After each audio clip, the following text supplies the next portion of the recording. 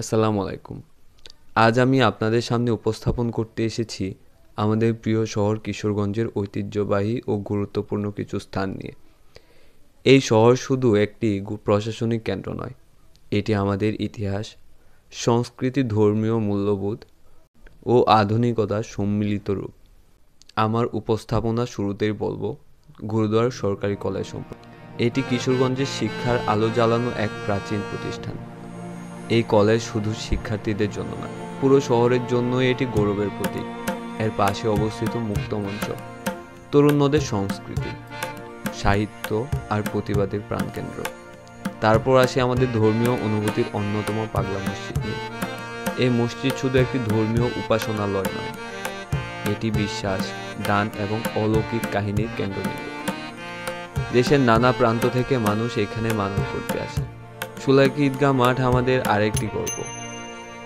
এটি এশিয়ার বৃহত্তম ঈদগাহ মাঠ। প্রতি বছর এখানে লাখো মুসল্লি একত্র হয়ে ঈদের নামাজ আদায় করে। এই মাঠ শুধু ধর্মীয় স্থাপনা নয়, এটি মিলনের প্রতীক। আমরা যদি শহরের দিকে নজর দেই, দেখি ওয়াচ টাওয়ার দাঁড়িয়ে আছে শহরের প্রহরীর মতো। এর উপর থেকে দেখা যায় আমাদের প্রিয় কিশোরগঞ্জ শহরের অপূর্ব দৃশ্য। শহরের মাঝখানে বয়ে চলছে শান্ত সৌম্য নরসুন্দা নদী।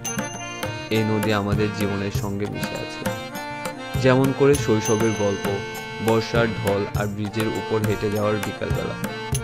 এই নদীর উপর নির্মিত হয়েছে বেশ কয়েকটি সুন্দর ব্রিজ, যা শহরের যোগাযোগ ব্যবস্থাকে করেছে আরও আধুনিক। আমাদের শহরে রয়েছে একটি সুন্দর ক্রিকেট স্টেডিয়াম, যেখানে স্থানীয় জাতীয় পর্যায়ে খেলাধুলা হয়। এটি আমাদের তরুণদের ক্রীড়া চর্চার একটি বড় ক্ষেত্র। শহরের একটু বাইরে গেলেই দেখা মেলে মানব বাবুর বাড়ি। এটি একটি ঐতিহাসিক ও স্থাপত্য শৈলীর নিদর্শন। শহরের ইতিহাস, রাজনীতি ও সংস্কৃতির অনেক স্মৃতি এই বাড়ির সঙ্গে জড়িত। সবশেষে বলতে চাই শহীদ মসজিদ সম্পর্কে, যা শহরের প্রাণকেন্দ্রে অবস্থিত। এটি কেবল নামাজের স্থান নয়, এটি আমাদের শহরের সংগ্রাম, ইতিহাস আর শহীদদের স্মৃতিচিহ্ন বহন করে। এই কিশোরগঞ্জ শহর আমাদের গর্ব, আমাদের সে গর্ব। এর প্রতিটি ইট, প্রতিটি সেতু, প্রতিটি নদী ধারা আমাদের ইতিহাসের গল্প বলে। আমরা গর্বিত, কারণ আমরা এমন এক শহরের সন্তান, যার প্রতিটি অলিগলি জুড়ে রয়েছে সংস্কৃতি, ঐতিহ্য আর ভালোবাসা। ধন্যবাদ সবাইকে।